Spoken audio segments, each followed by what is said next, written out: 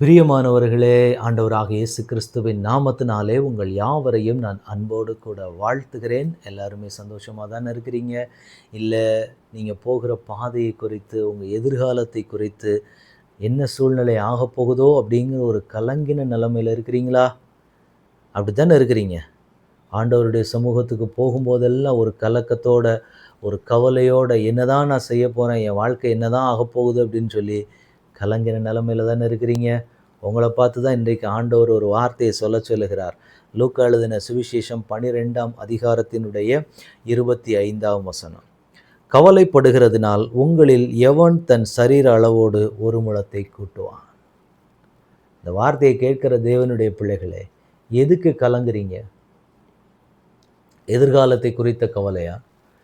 அல்லது உங்கள் குடும்ப சூழ்நிலைகள், உங்கள் பிள்ளைகளுடைய வாழ்க்கை குறித்த பாரங்களா? இல்லை வியாதியின் வேதனையின் போராட்டமா? இல்லை பிசாசினுடைய போராட்டமா? இன்னைக்கு எதை நினைச்சு கவலைப்பட்டு கொண்டு இருக்கிறீங்க? வேதம் நமக்கு காண்பிக்கிறது, நீங்க கவலைப்படுவதனால சூழ்நிலைகள் மாறப்போவது கிடையாது. இந்த காரியங்களை குறித்து நான் கவலைப்பட்டு கொண்டே தான் இருப்பேன். ஏன்னா நிறைய பேருக்கு அந்த ஒரு பழக்கம் உண்டு. எல்லாத்துக்குமே கவலைப்பட்டு கொண்டே இருந்தால் சூழ்நிலை மாறிடும். என் கவலையப்பட்டு கொண்டே இருந்தால் மட்டும் ஆண்டவர் எனக்கான காரியங்களை தீவிரமாக நிறைவேற்றி விடுவார் அப்படிங்கிற ஒரு எண்ணமெல்லாம் இன்றைக்கி நிறைய பேருக்கு உண்டு. ஆனால் இன்றைக்கு பரலோகத்தின் தேவன் நமக்கு சொல்கிறாரு, எதுக்கு நீங்கள் கவலைப்படுறீங்க? கவலைப்படுறதுனால ஒன்றும் ஆக போகிறதே கிடையாது.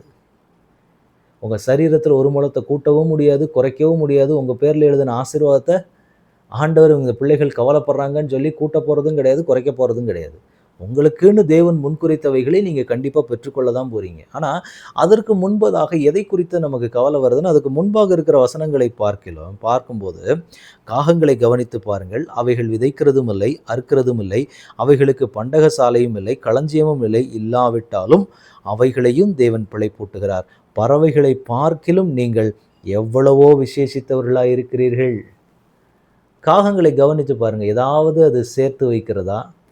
அல்லது விதைக்கிறதும் கிடையாது, அறுக்கிறதும் கிடையாது, பண்டக சாலையில் கொண்டு போய் சேர்த்து வைப்பதும் கிடையாது. ஆனால் நம்ம எல்லாமே இருந்தாலும் நமக்கு என்னென்னா ஒரு கவலை இருக்கும். ஐயோ, பேங்க் பேலன்ஸு 0 குறைஞ்சிடக்கூடாது. நமக்கு டிஜிட் குறைஞ்சிருச்சுன்னா ஒரு கவலை வந்துடும். ஐயோ, இது குறையிற மாதிரி ஆகிப்போச்சு. ஏதோ ஒரு செலவு வந்துருச்சுன்னா நமக்கு ஒரு பயம் வந்துடும். ஐயோ, இந்த பணம் போயிடுச்சுன்னா என்ன செய்ய? இது எல்லாத்துக்குமே நம்ம கவலைப்பட்டு கொண்டே தான் நம்ம இருக்கிறோம். போகிற காலங்கள் சூழ்நிலைகளை பார்க்கும்போது எல்லாத்துக்கும் ஒரு கவலைப்படுகிற ஒரு காலகட்டத்துக்குள்ளே, கவலைப்படுகிற ஒரு நிலைமைக்குள்ளே தான் இன்றைக்கி நம்ம நின்றுட்டுருக்குறோம். ஆனால் தேவன் நமக்கு என்ன சொல்கிறாரு அப்படின்னா, இதுக்கு எதுக்கு நீங்கள் கவலைப்பட்டுருக்கிறீங்க?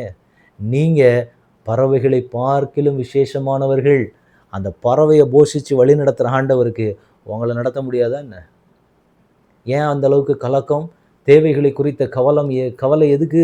ஐயோ, அந்த பணம் இல்லை, அந்த வருமானம் இல்லை, இந்த மந்த்து இதுவாயிருச்சு, அதுவாயிருச்சு, இவ்வளவு செலவு இருக்குது, அதை குறித்து இதை குறித்து கவலை கவலை கவலை கவலைன்னு ஏன் அப்படி போராடி கொண்டு இருக்கிறீங்கன்னு ஆண்டவர் நம்மக்கிட்ட கேட்குறாரு. ஏன் கவலைப்படுறீங்க?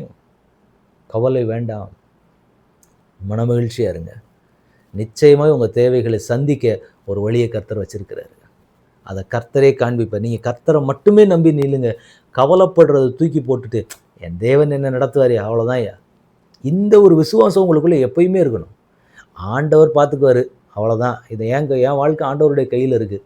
அவர் சொன்னதை தான் நான் செஞ்சுட்டு வரேன் இப்போ வரைக்கும். அதனால் எனக்கு கவலை கிடையாது. ஏன்னா என் கர்த்தர் எப்படியோ அவர் பார்த்துக்குவார். அவர் பிள்ளையை அவர் கைவிடுற வேலை அவருக்கு தெரியாது.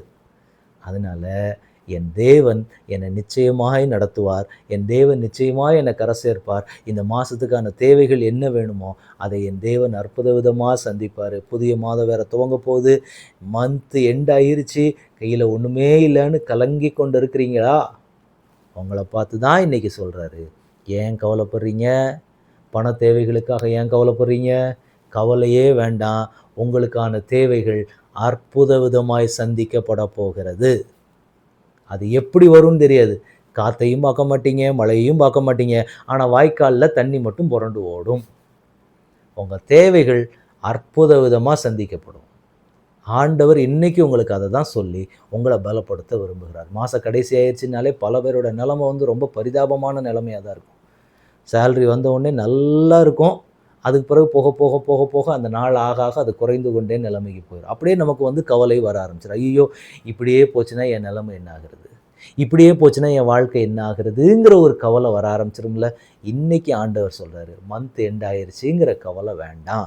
ஒண்ணுமே இல்ல. புதிய மாசத்துல போகும்போது, இந்த மாசத்துல கடந்த மாதத்துல செலவுகள் அதிகமாயிருச்சு. என்ன செய்ய போறேன் தெரியலன்னு சொல்லி கலங்கி இருந்தீங்கன்னா, உங்கள பார்த்து தான் இன்னைக்கு சொல்றாரு கர்த்தர். கவலைப்படாதப்பா மகளே, கவலைப்படாத மகளே, உன் கூட நான் இருக்கிறேன். நான் உன் தேவைகள அற்புதமா சந்திக்க போறேன். இந்த மாதத்துல நீங்க உங்களுக்கான தேவைகள் அற்புதமா சந்திக்கப்பட போகிறத நீங்க பார்க்க போறீங்க. அப்படித்தானே? அப்புறம் இன்னும் ஏன் கவலைப்பட்டுட்டு இருக்கிறீங்க? அந்த கண்ணீர் வடியுது பார்த்தீங்களா? அந்த கண்ணீர தொடச்சிருங்க. நீங்க கண்ணீரோடு நிற்பது தேவனுடைய நோக்கம் அல்ல. ஆண்டவர் உங்களுக்கு சொல்றாரு, நீங்க கவலைப்படாம சந்தோஷமா இருங்க. ஏன்னா, பரலோகத்தின் தேவன் உங்க கூட இருக்கிறார். நான் பறவையை பார்க்கிலும் விசேஷமான அதையே ஆண்டவர் நடத்துறார்னா, என்ன நடத்த மாட்டாரா? உங்கள் தேவைகள சந்திக்க மாட்டாரா? எவ்வளவுங்க தேவைப்படும்? ஆண்டவர் அற்புத விதமா சந்திப்பாருங்க. ஏன்னா, நீங்க தேவனுடைய கரத்துக்குள்ள இருக்கிறீங்க. எனவே உங்களுக்கு கவலை வேண்டாம், கண்ணீர் வேண்டாம். உங்கள அற்புதமா கர்த்தர் நடத்துவார். உங்க தேவைகள் அற்புத விதமா சந்திக்கப்படும். நீங்க எதிர்பாராத அநேக உதவிகள தேவன் கொடுக்க வைப்பார். அநேகருடைய கண்கள்ல உங்களுக்கு தயவு கிடைக்க வைத்து, கர்த்தர் பெரிய காரியங்களை செய்வார். இப்ப நம்ம ஜெபிக்கலாமா? தகப்பனே, உம்முடைய கரத்தில எங்களை முழுவதுமாக ஒப்புக் கொடுக்கிறோம். பரலோகத்தின் தேவனானவர் கொடுத்த நல்ல வார்த்தைக்காக ஸ்தோத்திரம் ஆண்டவரே. நாங்க இனி கவலைப்படாதபடிக்கு எங்கள் தேவைகளை நினைச்சு நாங்கள் கலங்காதபடிக்கு கர்த்தர் எங்களை நடத்துங்கப்பா. உங்க கரம் எங்களோடு கூட இருந்து எங்களை நடத்தட்டும். பரலோகத்தின் தேவன் இம்மட்டும் எங்களை பாதுகாத்தீங்க, பலப்படுத்தினீங்க, வழிநடத்தினீங்க. நீங்க இனிமேலும் எங்களை நடத்த வல்லவர். ஆண்டவரே, இனி நாங்கள் கவலைப்பட மாட்டோம். கவலைப்படுகிறதுனால எங்கள் சரீரத்தில் ஒரு முழத்தை கூட்டவும் முடியாது, குறைக்கவும் முடியாது. இன்னைக்கு நாங்கள் அறிக்கையிடுற ஆண்டவர், ஆகாயத்து பறவைகள் பட்சிகளை பார்க்கிலும் நாங்கள் விசேஷமானவர்கள். அவைகளை நடத்துகிற தேவன் நிச்சயமாக எங்களையும் நடத்துவார். ஏன்னா நாங்கள் உங்கள் கரத்துக்குள் அடங்கி இருக்கிறோம். ஒரு உயர்வை ஏற்ற காலத்தில் கர்த்தர் கொடுக்கிற வரைக்கும், அன்றைக்கு இஸ்ரவேலர்களை அப்பா வனாந்தரத்தின் பாதையில் போகிற வரைக்கும் அவங்கள போஷித்து வழிநடத்தினவர். நிச்சயமாக எங்களையும் வழிநடத்துவீங்கன்னு சொல்லி நாங்கள் நம்புகிறோம் ஆண்டவரே. அதுக்கேற்ற கிருபைகளை, அபிஷேகத்தை, வல்லமையை, பலனை கர்த்தர் கொடுத்து நடத்த போகிறதற்காக ஸ்தோத்திரம். தடைகளை, உடங்கிய சூழ்நிலைகளை மாற்றுங்க. இயேசு கிறிஸ்துவின் நாமத்தில் ஜெபம் கேளும் எங்கள் நல்ல பிதாவே. ஆமென், ஆமென், ஆமென். God bless you.